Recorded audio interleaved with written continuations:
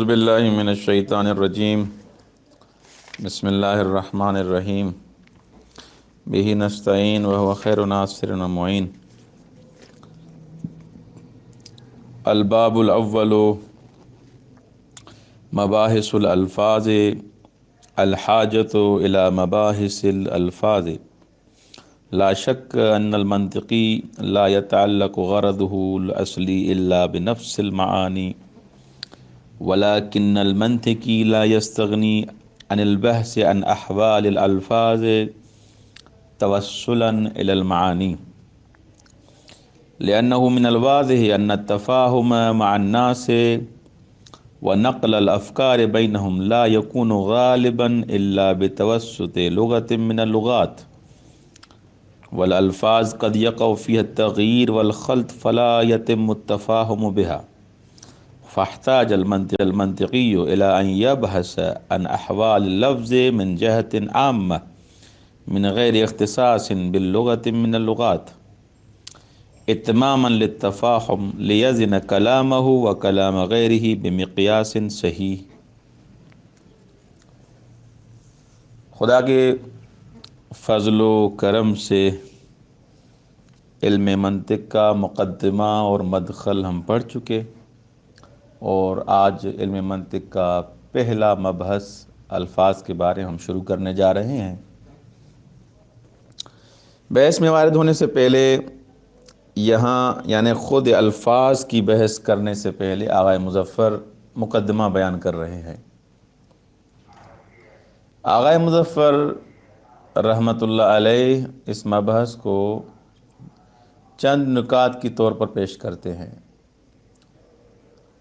پہلے یہ بیان کرنا چاہتے ہیں کہ یہ تو چیز مسلم ہے کہ انسان منطق اس لیے پڑھتا ہے تاکہ اس کی فکر صحیح ہو، فکر کی غلطیوں سے بچ سکے۔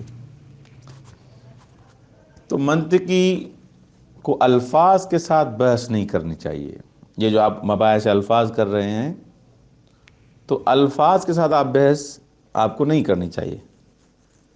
یہ کام ادیب کا ہے، یہ کام نحوی کا ہے، یہ کام علم صرف کا ہے، یہ کام علم بلاغت کا ہے، معانی و بدیع کا ہے، یہ کام منطق کا نہیں ہے۔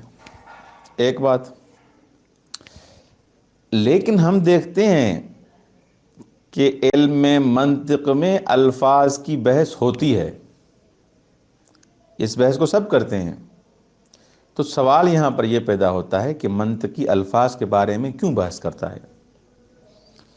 یہاں پر اس سوال کے جواب میں کہ منطقی الفاظ کے بارے میں کیوں بحث کرتا ہے، ہم دو بیان یہاں پر پیش کریں گے، جبکہ درواقع وہ دو بیان دو دلیلیں ہیں جو اس بات کو ثابت کر رہی ہیں کہ الفاظ کے ساتھ منطقی کیوں بحث کرتا ہے۔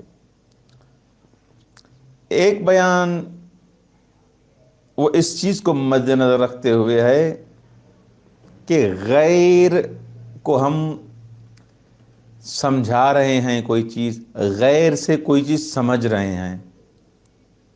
یعنی ہم جب رہ رہے ہیں اس معاشرے میں، سیدھی سی بات ہے، افراد دوسرے موجود ہیں، ماں باپ موجود ہیں، دوست موجود ہیں، کلاس فیلو ہیں، شاگرد ہیں، اساتذہ ہیں، میں اپنا مطلب ان تک کیسے پہنچاؤں؟ یعنی غیر کو مد نظر رکھتے ہوئے ایک بیان ہے۔ ایک دفعہ انسان غیر کو مد نظر نہیں رکھتا، بلکہ خود منطقی اپنے آپ کو ذہن میں رکھتا ہے۔ یعنی میں اب غیر کو نہیں سمجھا رہا، کسی غیر کو کی طرف مثلا میں بلکہ القاء مطلب نہیں کر رہا، میں خود ہوں، اپنے آپ سمجھنا چاہتا ہوں۔ اس دوسرے بیان کے لیے، دوسری وجہ کے لیے آغا مظفر نے ایک مفصل مقدمہ ذکر کیا ہے۔ پہلا نقطہ جو ہم نے بیان کیا کہ منطقی کو الفاظ کے ساتھ بحث نہیں کرنی چاہیے، یہی وہ نقطہ ہم نے پہلے بیان کیا۔ کیوں ہم کہتے ہیں کہ منطقی کو الفاظ کے ساتھ بحث نہیں کرنی چاہیے؟ اس کی وجہ کیا ہے، اس کا ریزن اور سبب کیا ہے؟ اس کا سبب یہ ہے کہ منطق کا جو موضوع ہے وہ معرف اور حجت ہے۔ خوب، جب منطق کا موضوع معرف اور حجت ہے، معرف اور حجت دونوں تصورات اور تصدیقات ہیں۔ جب معرف اور حجت تصورات اور تصدیقات ہیں، یہ تصورات اور تصدیقات مفاہیم ہیں، معانی ہیں، الفاظ تھوڑی ہیں۔ بس معرف اور حجت جب اور یہ تصورات ہیں، تصدیقات ہیں، تو یہ معانی ہیں، مفاہیم ہیں، الفاظ نہیں ہیں۔ بس معرف اور حجت کے ساتھ منطقی بحث منطقی بحث کر سکتا ہے، اور کوئی نہیں کر سکتا۔ یہ چیز ذہن میں رکھنی چاہیے۔ یعنی کہنے کا مطلب یہ ہے کہ یہ معرف اور حجت جو ہیں درواقع تصور اور تصدیق ہیں۔ تصور اور تصدیق مفاہیم اور معانی ہیں، وہ الفاظ نہیں ہیں۔ جب الفاظ نہیں ہیں تو ہم الفاظ کے ساتھ کیوں بحث کر رہے ہیں؟ آپ کا مقصد، آپ کا موضوع معرف اور حجت ہیں، اور وہ ہے معانی اور مفاہیم، تو آپ الفاظ کے ساتھ کیوں بحث کر رہے ہیں؟ اسی لیے منطقی کو الفاظ کے ساتھ بحث نہیں کرنی چاہیے۔ دوسرا نقطہ ہم نے یہ بیان کیا، لیکن ہم دیکھتے ہیں کہ منطقی اب الفاظ ساتھ بحث کرتے ہیں، جیسے آغا مظفر کر رہے ہیں، حاشیہ ملا عبداللہ، دوسری کتب آپ اٹھا کے دیکھیں، یہ بحث کرتے ہیں۔ تو جب معرف اور حجت مفاہیم ہیں، معانی ہیں، تو یہاں پر کیوں بحث کی جا رہی ہے الفاظ کے ساتھ؟ تو اس کا جواب بالکل آسان اور سلیس جواب یہ ہے کہ معمولاً استفادہ اور افادہ الفاظ کے ساتھ ہوتا ہے۔ معمولاً یعنی ایسے نہیں کہ ہمیشہ کوئی دوسرا طریقہ نہیں، دوسرے طریقے موجود ہیں، لیکن معمولاً انسان استفادہ کسی سے فائدہ حاصل کرتا ہے یا کسی کو فائدہ پہنچاتا ہے، وہ الفاظ کے بارے میں ہوتا ہے۔ یعنی اگر ہم الفاظ کو استعمال نہیں کریں گے تو ما فی الضمیر جو ہمارے ذہن میں ہے، ہمارے دل و دماغ میں ہے، وہ دوسروں تک کیسے پہنچائیں گے؟ البتہ یہ جو ہم الفاظ کے ساتھ بحث کریں گے منطق میں، یہ ایک کلی قوانین کو بیان کریں گے، نہ کہ مثلا یہ نہیں ہم بیان کریں گے کہ اردو میں کیسے زبان کو استعمال کیا جاتا ہے، الفاظ کو انگلش میں کیسے، عربی میں کیسے، سندھی میں کیسے، سرائکی میں کیسے، نہ ان چیزوں کو ہم بیان نہیں کریں گے۔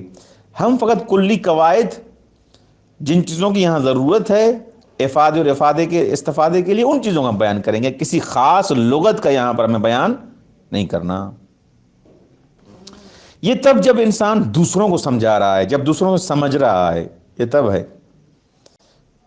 لیکن انسان اپنے اعتبار سے بھی منطق کو سمجھتا ہے، الفاظ میں وہاں پر بھی بالآخر ان چیزوں کا محتاج ہے، وہ بھی بیان کریں گے انشاءاللہ العزیز۔ تو بہرحال خلاصہ کلام یہ ہوا کہ انسان منطق میں الفاظ کے ساتھ بحث اس لیے کرتا ہے تاکہ اپنے ما فی الضمیر کو دوسروں تک پہنچائے اور اپنا ما فی الضمیر سمجھائے۔ دوسروں کے اگر مطالب کو اور ما فی الضمیر کو سمجھنا ہے، وہ بھی الفاظ بیان کریں گے۔ اگر الفاظ نہیں ہوں گے تو وہ مطالب، مفاہیم، ان کی بات انسان کیسے سمجھے گا؟ تو معمولاً یہی طریقہ ہوتا ہے۔ اسی لیے منطقی بحث کرتا ہے الفاظ کے ساتھ۔ تطبیق کرتے ہیں، پھر انشاءاللہ دوسرے مطلب کو ہی بیان کرتے ہیں۔ الباب الاول مباحث الالفاظ، باب اول مباحث الفاظ کے بارے میں ہے۔ جیسے ہم نے پہلے بیان کیا کہ 6 باب ہیں منطق کے۔ پہلا باب مباحث الفاظ کے بارے میں ہے، دوسرا مباحث کلی اور جزئی کے بارے میں ہے، اور تیسرا باب معرف کے بارے میں ہے، قسمت کے بارے میں ہے، اور چوتھا باب قضایا اور احکام قضایا کے بارے میں ہے۔ 5واں باب جو ہے وہ حجت، صورت استدلال، شکل استدلال، اس کے بارے میں ہے، اور 6واں باب جس کو ہم جزء ثالث منطق بھی کہتے ہیں، وہ صنعت خمس کے بارے میں ہے۔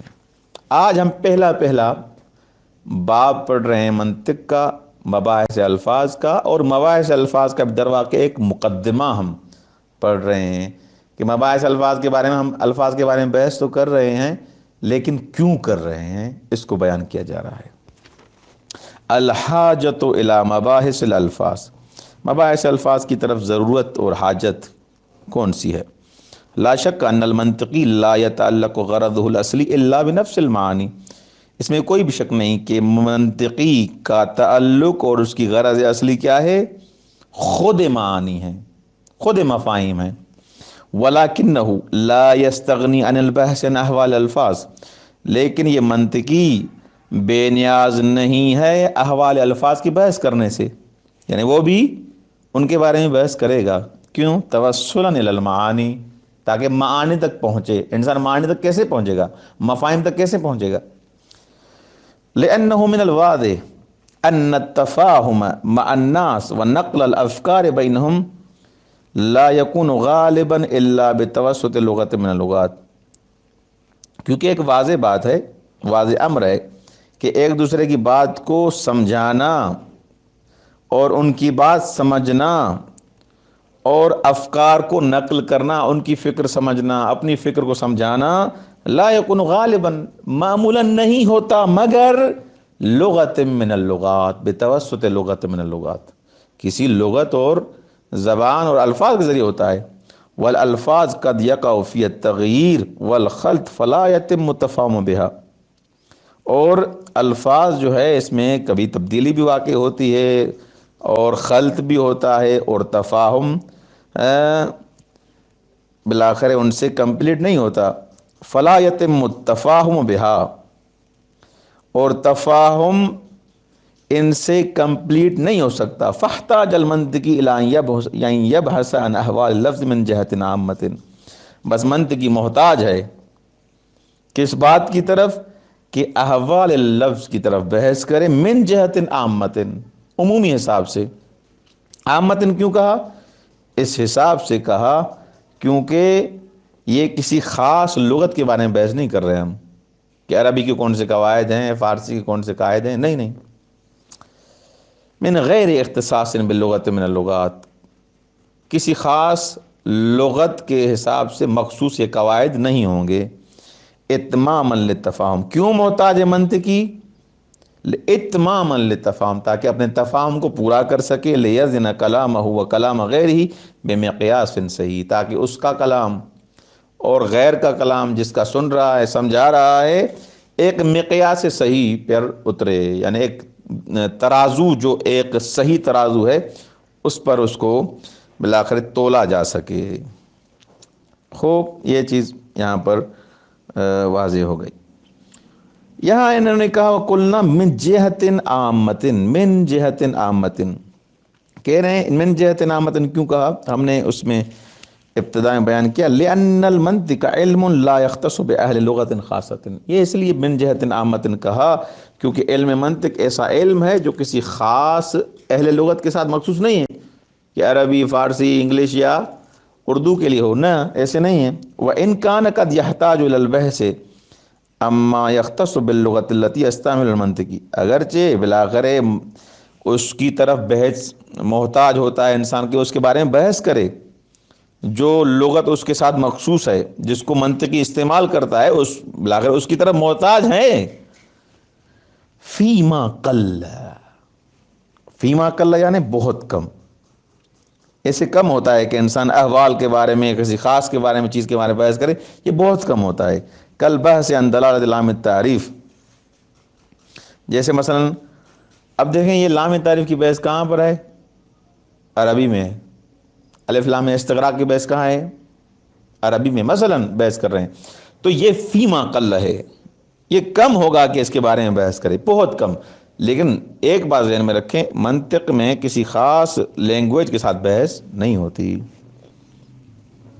کل بحث عن دلالت لام التعریف فی لغت العرب، جیسے بحث کرنا لام تعریف کی دلالت کے بارے میں کہ لام تعریف کس چیز پر دلالت کر رہا ہے؟ لغت عرب میں کس پر دلالت کرتا ہے؟ استغراق پر۔ وَأَنْ كَانَ وَأَخَوَاتِهَا فِي أَنَّهَا مِنَ الْأَدْوَاتِ الْحُرُوف، یا مثلا بحث کرنا کہ کان اور اخوات کس چیز کے لیے استعمال ہوتے ہیں؟ ادوات، انہا من الادوات الحروف، یہاں پر ہم نو میں کہتے ہیں یہ افعال ناقصہ ہیں، لیکن یہی افعال منطق میں کیا بن جاتے ہیں؟ ادوات بن جاتے ہیں، خوب، کیونکہ ان کو ادوات کہا جاتا ہے۔ فی انہا من الادوات الحروف، جیسے مثلا قضیے کے بارے میں جو بھی قضیہ ہوتا ہے وہاں رابطے کی ضرورت ہوتی ہے، اور رابطے کی دو قسمیں ہوتی ہیں، رابطہ زمانی ہوتا ہے یا مکانی ہوتا ہے۔ وہاں پر یہ بحث کریں گے کہ کان اور اخوات رابطے زمانی پر دلالت کرتے ہیں۔ ادوات عموم اور ادوات سلب کون سے ہیں؟ وما الی ذالک، ایسی مثالیں، لاکنہ قد یستغنی عن ادخالها فی المنطق اعتمادا علی علوم اللغت، لیکن چہ بسا بے نیاز ہوتا ہے منطقی کہ ان ابحاث کو منطق میں داخل کرے، کیوں؟ علوم لغت پہ اعتماد کیا جاتا ہے۔ اگر ان ابحاث کو اگر کریں آپ تو جا کے آپ علوم لغت میں کریں، لغت کیا کہہ رہی ہے، یہ فلاں لغت اس کے بارے میں کیا کہتی ہے، وہاں پر اعتماد اور ہم ان پر تکیہ کرتے ہیں، اس لیے ان ابحاث کو یہاں پر نہیں کرتے، یہ مفروغ عنہ ہے۔ هذه حاجته من اجل التفاهم مع غیری، یہ حاجت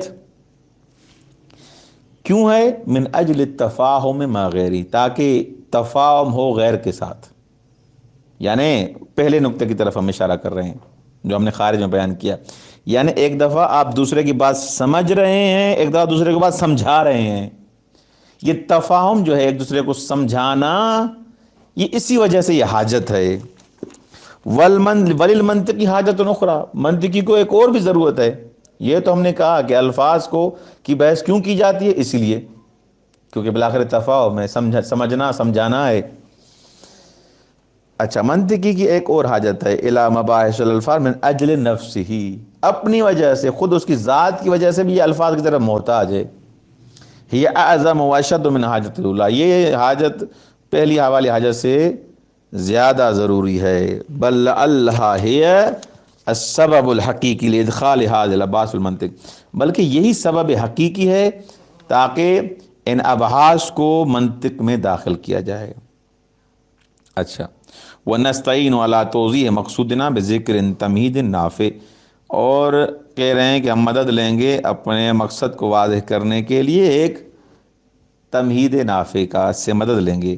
ثم نذکر وجہ حاجت الانسان فی نفسہ الی معرفت مباحث الالفاظ نتیجہ للتمہید، اس کے بعد ہم بیان کریں گے کہ انسان خود کیوں محتاج ہے مباحث الفاظ کی طرف۔ یہ تو ہم نے بیان کیا کہ غیر کو سمجھانے کے لیے، غیر سے سمجھنے کے لیے، خود کیوں مباحث الفاظ کی طرف محتاج ہے، اس کو بیان کریں گے۔ اب توجہ کریں،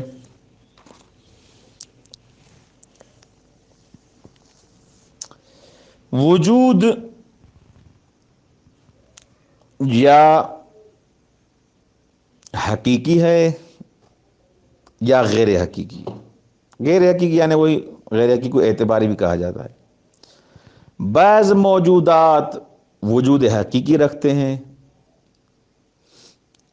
وجود حقیقی یعنی ایسا وجود جو کسی کے جائل کرنے سے نہ بنا ہو، یعنی کسی نے جائل کیا پھر بنا ہو، ایسے نہیں۔ وجود حقیقی اس کا وجود ہوتا ہے، دیوار کا وجود، پانی کا وجود، اس کرسی کا وجود، کمپیوٹر کا وجود، زید کا وجود، بکر کا وجود، یہ وجود حقیقی ہیں۔ کسی کے ایسے نہیں کہ مثلا کوئی جائل کرے پھر یہ کرسی ہوگی، نہیں، یہ کرسی ہے، یہ کمپیوٹر ہے، یہ شخص بھی ہے، یہ عباس ہے، یہ علی ہے، یہ بیٹھے ہوئے ہیں، یہ وجود حقیقی ہے۔ بعض وجود غیر حقیقی ہیں،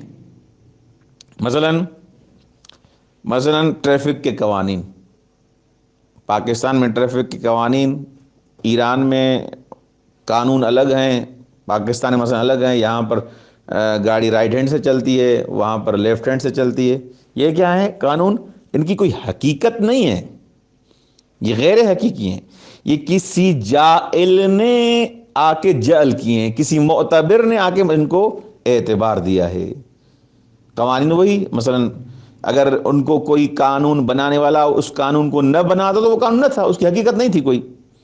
اسی طرح کوئی اعتبار کرنے والا اس قانون کو نہ بناتا تو اصلاً اس کا کوئی حساب کتاب ہی نہیں تھا، حقیقت میں اس کا وجود نہیں ہے۔ بعض یہ حقیقی جو وجود ہیں، خوب، یہ ان کی خود دو قسمیں ہیں۔ ایک وجود ذہنی، دوسرا وجود خارجی۔ وجود حقیقی کے لیے ہم نے بیان کیا، جیسے مثلا پانی کا وجود، یہ پانی کا وجود ہے، اب کوئی جاہل اس کو جاہل کرے نہ کرے اس کی ضرورت ہی نہیں ہمیں، وہ اس کا خارج میں وجود ہے، اس دیوار کا وجود ہے، کسی جاہل کے جاہل کرنے سے نہیں ہوگا۔ اچھا، اس وجود حقیقی کی پھر دو قسمیں، وجود ذہنی اور وجود خارجی۔ وجود خارجی یعنی جس کا خارج میں وجود ہو، جیسے یہ کلاس ہے، اس کا وجود، آپ بیٹھے ہوئے ہیں، آپ کا وجود، اس ٹیبل کا وجود، اس دیوار کا وجود، خوب اس موبائل کا وجود، یہ وجود اس کا خارجی ہے۔ وجود خارجی یعنی جو اس کے آثار ہیں وہ اس پر مترتب بھی ہوں۔ خوب یہاں پر یہ بخاری چل رہی ہے، جو اس نے کمرے کو گرم کیا ہوا ہے، بخاری میں آگ جل رہی ہے، یہ بخاری میں جو آگ جل رہی ہے، آگ کا جو اثر یہ ہے کہ وہ گرم کرتی ہے، جلاتی ہے۔ ہاتھ اس کے قریب لے کے جائیں گے، بخاری کے اوپر ہی ابھی رکھیں گے تو بخاری اتنی گرم ہے کہ آپ کے ہاتھ کو جلا دے گی۔ تو آگ کا کام کیا ہے؟ جلانا۔ خارج میں اگر یہ آگ ہوگی تو اس کے آثار مترتب ہوں گے، خارجی وجود اسے کہتے ہیں جو اس کے اثر ہیں اس پر مترتب ہوں گے۔ جیسے آگ مثلا جلا رہی ہے، پانی آپ کو مثلا اگر اس میں ہاتھ ڈالیں گے تو آپ کا ہاتھ بھیگ جائے گا۔ خوب اسی طرح ایک ہوتا ہے وجود ذہنی، وجود حقیقی کی دوسری قسم وجود ذہنی ہے۔ وجود ذہنی یعنی وہ وجود خارجی کی جو ذہن میں آپ تصویر لے کے آتے ہیں اس کو وجود ذہنی کہا جاتا ہے۔ جیسے مثلا ابھی بخاری ہے، اس میں آگ جل رہی ہے، اس کو آپ ذہن میں تصور کریں، اس آگ کا تصور، اس بخاری کا تصور، اس دیوار کا تصور۔ خوب یہ تصور جو تصویر آپ نے ذہن میں رکھ لی، اس کو کیا کہا جاتا ہے؟ وجود ذہنی۔ اسی طرح وجود حقیقی کے مقابلے میں ہے وجود اعتباری۔ وجود اعتباری کی پھر دو قسمیں ہیں، جس کو یعنی کوئی اعتبار کرتا ہے، اس کا خارج میں وجود نہیں ہوتا لیکن کوئی اس کو آ کے معتبر یا اعتبار کرنے والا اعتبار کر دیتا ہے۔ جیسے وجود لفظی، وجود کتبی۔ مثلا یہ لفظ میں کہہ رہا ہوں پانی، ایک دفعہ حقیقت میں پانی ہے، تالاب ہے، سمندر ہے، دریا ہے، نہریں ہیں، یہ خارج میں پانی دیکھ رہے ہیں ہم۔ ایک دفعہ میں لفظ میں کہہ رہا ہوں پانی۔ خوب یہ اس وجود کو وجود لفظی کہا جاتا ہے۔ ایک جو ہے وجود اعتباری کی دوسری قسم ہے وجود کتبی۔ ایک دفعہ پانی کو آپ نے دیکھا، یہ پانی ہے خارج میں، ایک دفعہ آپ نے ذہن میں اس پانی کو دیکھ کے اس کی تصویر ذہن میں رکھی، یہ وجود ذہنی ہے۔ ایک دفعہ آپ نے لفظ میں کہا پانی، یہ وجود لفظی ہے جو اعتباری ہے۔ ایک دفعہ آپ نے کہا، آپ نے نہ کہا نہ دیکھا، کچھ بھی نہیں، آپ نے لکھا پانی، اس وجود کو کہا جاتا ہے وجود کتبی، جو لکھ رہے ہیں آپ، وجود کتبی۔ بہرحال آغا مدرس افغانی کے بقول، میں نے انہی سے درس میں سنا تھا، وہ کہہ رہے تھے کہ مولا علی ابن ابی طالب علیہ السلام کا وجود ایسا ہے، اگر آپ انسان مولا علی کی زیارت کریں سامنے تو بھی عبادت، تصور کریں تو بھی عبادت، لفظ میں علی علی علی کہیں پھر بھی عبادت، علی علی لکھیں پھر بھی عبادت، چاروں وجودات کے حساب سے۔ تو یہ چار وجود ہو گئے۔ حد عقل یہ نہیں کہہ رہے کہ مثلا اس کے لیے کوئی کسی شے کے لیے کوئی اور وجود بھی ہوتا ہے، نہیں، حد عقل تمام وجودات کے لیے یہ چار وجود ہیں، یہ مسلم ہے۔ ہر وجود دوسرے وجود کی حکایت کرتا ہے، جیسے وجود ذہنی کس کی حکایت کر رہا ہے؟ وجود خارجی کی۔ تو لہذا یہ انسان ایسا موجود ہے، یہ بیان کر رہے تھے نا، اس لیے اقسام بیان کر رہے تھے کہ انسان کو بالآخر ابحاث اس مباحث الفاظ کی ضرورت کیوں پڑی۔ تو اب ذہن میں رکھیں، انسان ایسا موجود ہے جو معاشرتی وجود رکھتا ہے، تنہا نہیں رہ سکتا، اس کو سماج کی ضرورت ہے، یہ مدنیٌ بالطبع ہے یا مدنیٌ بالجبر ہے، جو بھی کہیں، طبیعتاً مدنی ہے، مدنی یعنی انسان معاشرے میں رہنے والا ہے، یا مدنیٌ بالجبر کہیں یعنی اس کی مجبوری ہے، مجبوری ہے کہ لوگوں کے ساتھ رہے، تنہا نہیں رہ سکتا، اکیلا نہیں رہ سکتا۔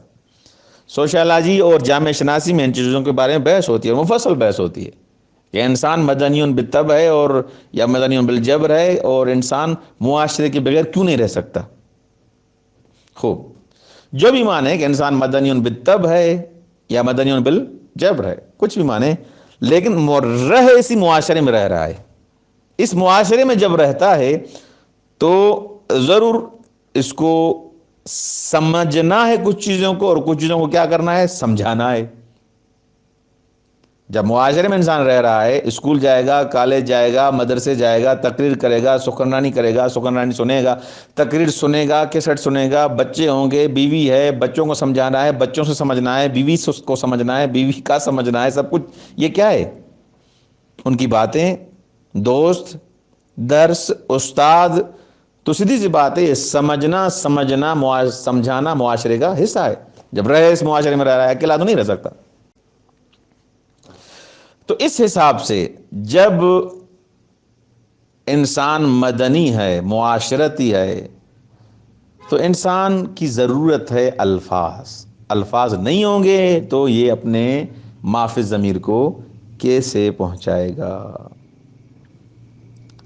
خلاصہ کلام یہ ہوا کہ لفظ اور معنی، انسان کے معافی ضمیر میں جو معنی ہے اس کو کیسے پہنچائے گا دوسروں تک؟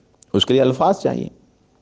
بس لفظ اور معنی کا ایسا رشتہ ہے خوب کہ لفظ معنی میں فانی ہو جاتا ہے، لفظ معنی میں فانی ہو جاتا ہے۔ اگر مثلا میں کہوں پانی، تو آپ میرے اس پے الف نون یا ان کی طرف آپ کی توجہ نہیں جائے گی، آپ پانی کی طرف جائیں گی۔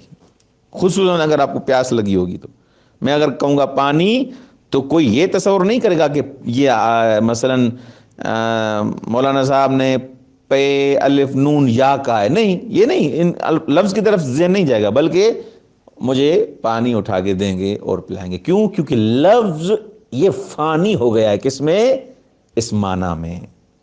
اور اب اتنا فانی ہو گیا ہے، اتنا فانی ہو گیا ہے، اتنا اس میں فانی ہو گیا ہے کہ اب لفظ کی طرف توجہ نہیں ہے، لفظ مغفول عنہ ہو گیا ہے۔ تو جب لفظ کا معنی کے ساتھ اتنا رابطہ ہے، قوی رابطہ ہے، اتنا جب قوی رابطہ ہے، تو ہم کیا کرتے ہیں؟ فکر میں خطا سے ہمیں بچنا ہے، تو اس اتنے رابطے قوی کے لیے ہم کافی ایسی جگہوں میں پھنسیں گے کہ الفاظ کی ضرورت ہمیں پڑے گی۔ تو اسی لیے ہم مباحث الفاظ کرتے ہیں، تاکہ الفاظ کی اس معنی میں ہمیں اگر ڈیٹیل اور یہ چیزوں کا پتہ نہیں ہوگا تو ہم فکر میں خطا کر لیں گے۔ اسی لیے مباحث الفاظ کی ضرورت ہے۔ عبارت دیکھیں،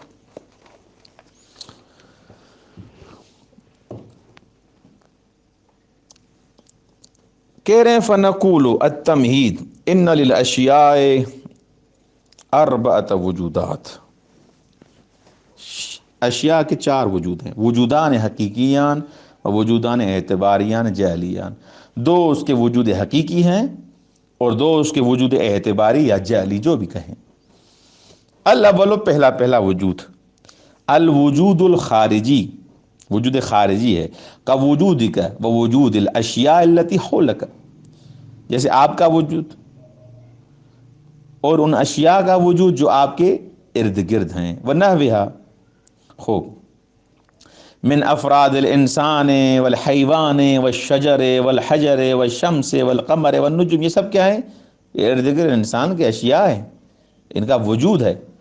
خوب، انسان کا، حیوان کا، شجر کا، پتھر کا، سورج کا، چاند کا، ستاروں کا، الی غیر ذالک من الوجودات الخارجہ التي لا حصر لها، یہ سارے ان کا وجود خارجی ہے۔ ہم دیکھ رہے ہیں یہ سورج ہے، یہ چاند چمک رہا ہے، یہ دیوار ہے، خوب، یہ قلم ہے، انسان ہے، ان کا وجود خارجی ہے۔ خوب، التي لا حصر لها، ان کو آپ گن بھی نہیں سکتے، اتنے وجودات خارجی ہیں۔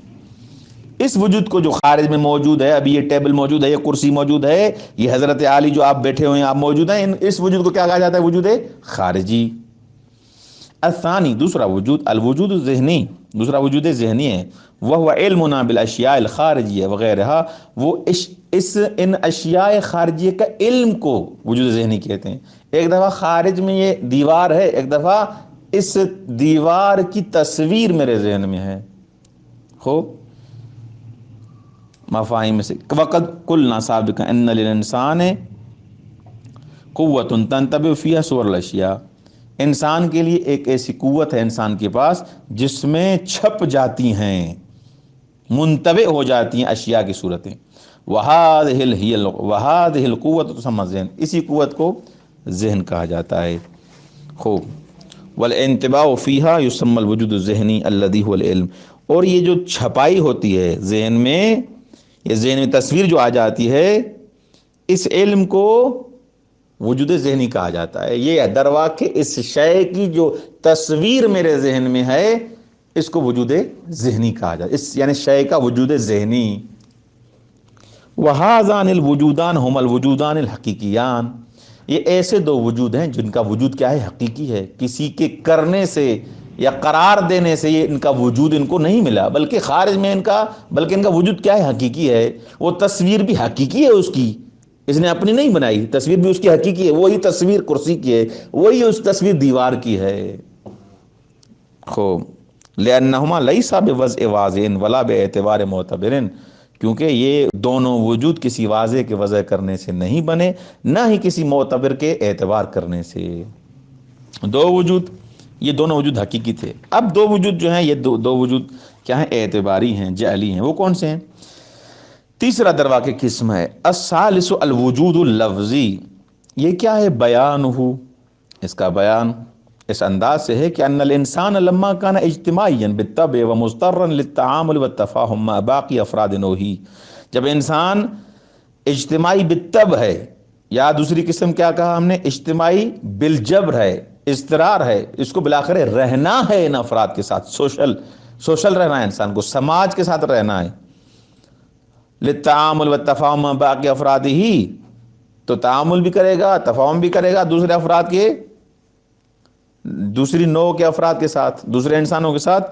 فإنہ، جب ایسے ہے، فإنہ محتاج الی نقل افکار الی الغیر، تو یہ محتاج ہے کہ اپنی افکار کو غیر تک نقل کرے. وفہم افکار الغیر، اور دوسروں کی فکر کو بھی سمجھے.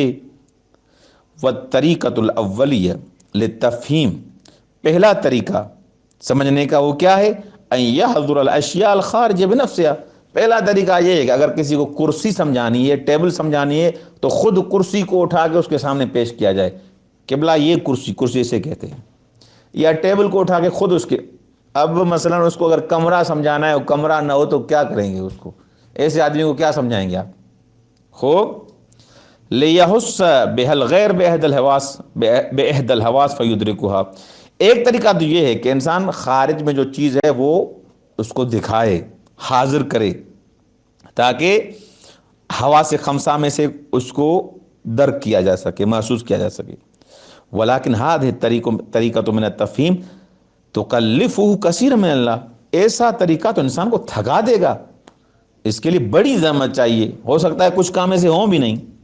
الا انہا لا تفی بتفہیم اکثر الاشیاء والمعانی، اس بنیاد پر کہ یہ طریقہ کہ انسان اشیاء کو حاضر کرے پھر دوسرے کو سمجھائے، یہ طریقہ لا تفی، وفا نہیں کرتا اکثر اشیاء اور معنی کو سمجھانے کے لیے. وَإِمَّا لِأَنَّهَا لَيْسَتْ مِنَ الْمَوْجُودِ الْخَارِجِيَّةِ أَوْ لِأَنَّهَا لَا يُمْكِنُ إِحْضَارُهَا، کیونکہ یا تو وہ چیز جس کو آپ سمجھا نہیں سکتے، یا تو اس کا وجود خارجی ہے ہی نہیں.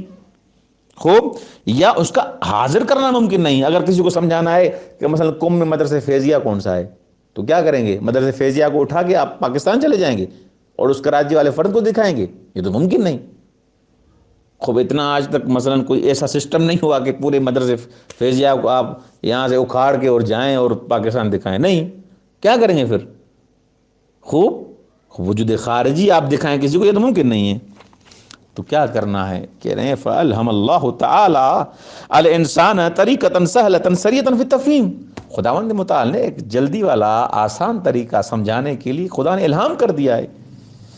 کیا دیا ہے خدا نے؟ بِأَنْ مَنَحَهُ قُوَّةً عَلَى الْكَلَامِ وَالنُّطْقِ بِالتَّقَاطِعِ الْحُرُوفِ، خداوند متعال نے انسان کو کلام کرنے کی طاقت عطا کی ہے.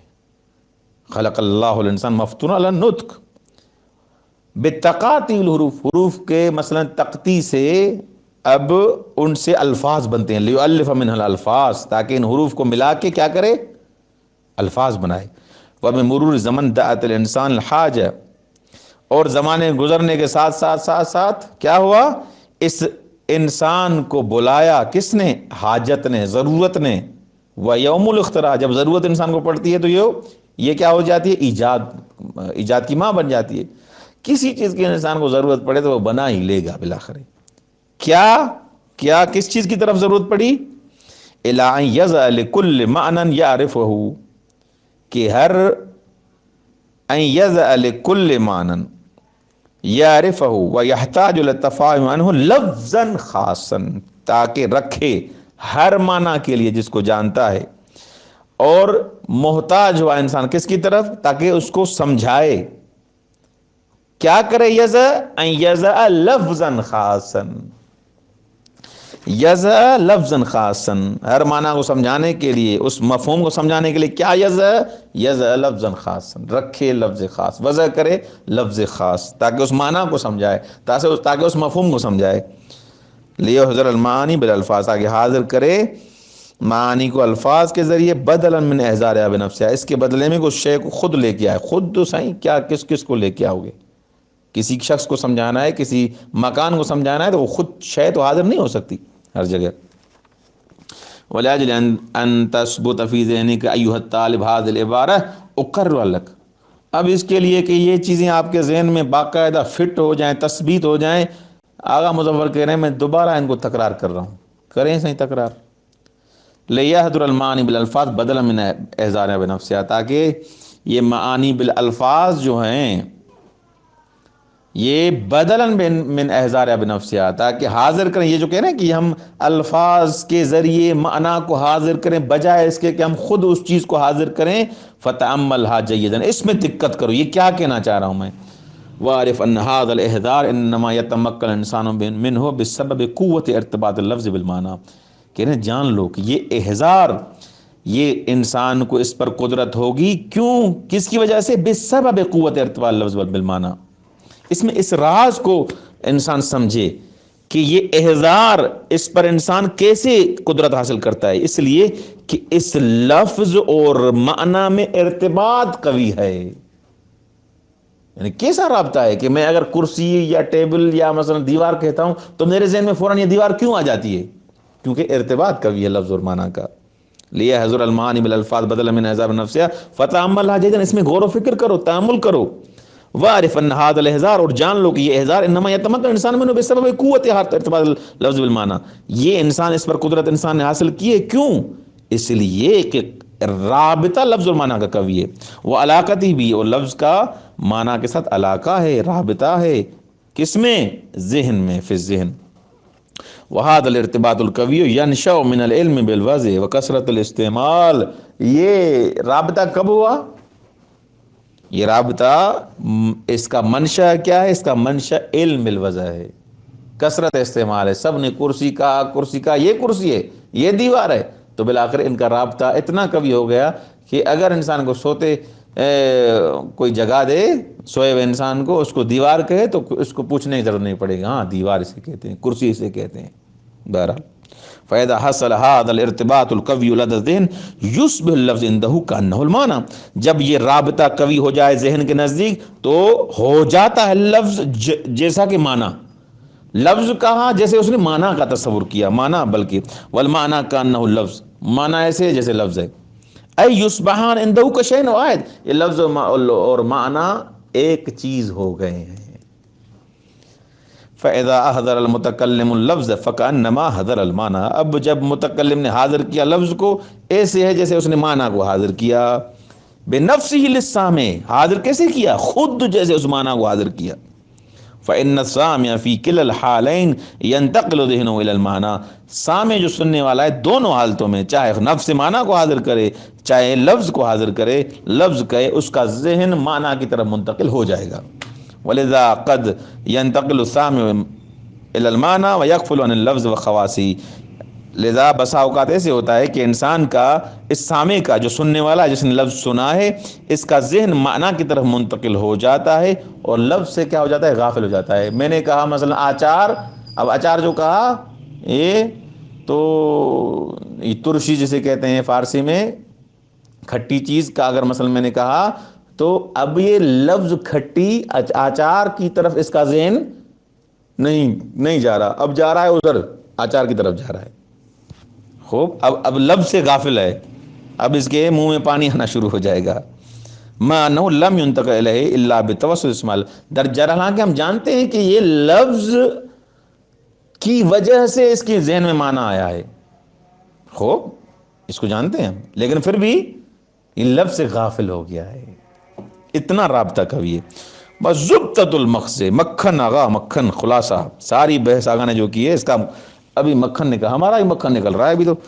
ان ھذا الارتباط، یہ جو ارتباط ہے لفظ اور معنی کا، یہ قرار دیتا ہے لفظ اور معنی کو کشیء واحد، ایک ہی چیز قرار دیتا ہے. فاذا وجد اللفظ فکانما وجد المعنی، جب لفظ کو دیکھا سیدھا ایسے ہو گیا جیسے معنی کو پایا گیا. خوب، اتنا رابطہ کبھی ہے. فلذا نقول، بس اب آغا صاحب کہہ رہے ہیں کہ وجود اللفظ وجود المعنی، لفظ کا وجود معنی کا وجود ہے. ولکنہ وجود لفظی للمعنی، لیکن یہ وجود کون سا ہے؟ وجود لفظی ہے. کس کے لیے؟ معنی کے لیے. ان الموجود حقیقت، ان الموجود حقیقت هو اللفظ لا غیر. یہ موجود کیا ہے؟ ان الموجود حقیقت، یہ موجود کیا حقیقت کیا ہے؟ وہ لفظ ہے، کچھ اور نہیں ہے. جو چیز موجود ہے وہ کیا ہے؟ حقیقت میں لفظ ہے، کوئی دوسری چیز تو نہیں ہے. وَيُنْسَبُ وُجُودُهُ إِلَى الْمَعْنَى مَجَازًا، اب یہ اس کو وجود کو معنی کی طرف جو نسبت دی جا رہی ہے، وجود کی نسبت کون سی ہے؟ یہ مجازی ہے. خوب، درحالانکہ باہر کیا ہے؟ فقط لفظ ہے. اس لفظ کی نسبت دی جا رہی ہے کس کی طرف؟ معنی کی طرف. مجازاً بسبب هذا الارتباط الناشئ من الوضع، یہ ارتباط جو لفظ اور معنی میں اب دیکھ رہے ہیں آپ، لفظ کہو معنی کی طرف ذہن چلا جاتا ہے، یہ کہاں سے اس کا منشأ کیا ہے؟ منشأ اس کا وضع ہے، الناشئ من الوضع. والشاهد على هذا الارتباط والاتحاد انتقال القبح والحسن من المعنى الى اللفظ وبالعكس. اس ارتباط پر کوئی شاہد اور گواہی ہے آپ کے؟ ہاں، کیوں نہیں، گواہی ہے، دلیل ہے کہ منتقل ہوتا ہے قبح اور حسن معنی سے لفظ کی طرف، یا بالعکس بھی لفظ سے معنی کی طرف. فإن اسم المحبوب من أعظم الألفاظ عند المحب. اب مثلا دیکھیں، محبوب تو ایک خارج میں ایک حقیقت ہوتی ہے، ایک شخص ہوتا ہے جس سے انسان پیار کرتا ہے، محبت کرتا ہے، عشق کرتا ہے. خوب، اب یہ اگر لفظ میں اس محبوب کا نام لیا جائے کیوں خوش ہوتا ہے؟ کیونکہ رابطہ کبھی ہے. رابطہ کبھی نہیں ہوتا تو خوش کیوں ہو رہا ہے یہ؟ وَإِنْ كَانَ فِي نَفْسِهِ، اچھا، فَإِنَّ اسْمَ الْمَحْبُوبِ مِنْ أَعْظَمِ الْأَلْفَاظِ عِنْدَ الْمُحِبِّ وَإِنْ كَانَ فِي نَفْسِهِ لَفْظًا وَحْشِيًّا، اگرچہ وہ نام عجیب و غریب ہو لیکن کیونکہ محبت کرتا ہے. اب لفظ میں نفرت نہیں ہے، کیا ہے؟ اس محبوب کی وجہ سے لفظ بھی اچھا لگنا شروع ہو گیا ہے، میٹھا لگ رہا ہے. خوب، وَإِنْ كَانَ فِي نَفْسِهِ لَفْظًا وَحْشِيًّا يَنْفِرُّ مِنْهُ السَّمْعُ وَاللِّسَانُ، اگرچہ سمع، لسان، زبان اسے نفرت کرتی ہے، لیکن اب کیونکہ رابطہ ہو گیا اس محبوب، اس خارج اور لفظ میں، اب یہ میٹھا لگنا شروع ہو گیا اس شخص کو. وَاسْمُ الْعَدُوِّ مِنْ أَسْمَجِ الْأَلْفَاظ، اب دشمن کا نام یہ کبھی ترین لفظوں میں سے. وَإِنْ كَانَ فِي نَفْسِهِ لَفْظًا مُسْتَمْلِيًا، اگرچہ وہ لفظ کیا ہو؟ نمکین ہو. لفظ شیرین ہے لیکن یہ اصل میں یہ نام کسی اس کے دشمن کا ہے، اسی وجہ سے اب جب بھی وہ نام لیا جا رہا ہے نفرت. وَكُلَّمَا زَادَ هَذَا الْارْتِبَاطُ زَادَ الْانْتِقَالُ، جتنا یہ رابطہ قوی ہوگا اتنا یہ انتقال قوی ہوگا. وَلِذَا نَرَى اخْتِلَافَ الْقُبْحِ فِي الْأَلْفَاظِ الْمُعَبَّرِ بِهَا عَنِ الْمَعَانِي، لہذا یہ اختلاف قبح ہم دیکھ رہے ہیں الفاظ میں جن کی تعبیر کی جاتی ہے کہاں پر؟ معانی سے. بس اگر زیادہ ارتباط ہوگا تو زیادہ کبھی، کم ارتباط ہوگا کم کبھی، اس حساب سے. نحو التعابیر عن عورت الانسان فکثیر الاستعمال اقوى من قلیلہ، جیسے مثلا تعبیر انسان کی شرمگاہ کے بارے میں، یہ اس کا زیادہ استعمال کرنا کیا ہے؟ کبھی ہے، قلیل سے. والکنایۃ اقل قبحا، اگر کنایہ استعمال کریں گے تو اور بہت کم کبھی ہوگا. بل قد لا یکون فیہا قبح، بلکہ اس میں شاید کبھی ہو ہی نہیں. کما کن القرآن الکریم بالفروج، جیسے قرآن کریم میں ان کیا کہتے ہیں شرمگاہوں سے کنایہ استعمال کیا گیا ہے، فروج سے، اب وہاں پر کباہت نہیں ہے. وقضا رسانۃ التعبیر واذوبتہ یؤتی جمالا فی المعنی، اسی طرح الفاظ کا محکم ہونا، تعبیر کا محکم ہونا اور اس کی مٹھاس کا ہونا، یہ جمال عطا کرتا ہے معنی میں. لا نجد فی التعبیر رقیق، اگر الفاظ مستحکم ہوں گے، پکے الفاظ ہوں گے، ہاں چنے ہوئے الفاظ ہوں گے، فصیح الفاظ ہوں گے، تو یہ عذوبت اور مٹھاس کو بڑھا دیتے ہیں۔ یہ مٹھاس آپ کو لا نجدہ فی التعبیر رقیق، یہ رقیق اور ہلکی تعبیر میں یہ چیز نہیں پائی جائے گی۔ رقیق الجافی جو خشک ہے، آپ ایک احسن انداز میں، میٹھے انداز میں کسی کی مثلا کسی کا تعارف کروائیں گے تو اس میں مٹھاس اور عذوبت پائی جائے گی، لیکن سیدھا کہہ دیں گے یہ وہ ہے تو یہ جافی اور خشک تعبیر ہے، اس میں وہ مٹھاس نہیں پائی جائے گی۔ فیوز فی جمال لفظ المانہ جمال عذوبتاً، سیدھی بات ہے، اگر مثلا جتنا کلام مستحکم ہوگا تعبیر بہتر ہوگی، تعبیر مستحکم اور عذوبت پائی جائے گی، اتنا لفظ کا اور معنی کا جمال بڑھے گا۔ یہ یہاں پر آج ہم یہاں ختم کر رہے ہیں، آج درس بہت لمبا ہو گیا۔ والسلام علیکم ورحمۃ اللہ وبرکاتہ۔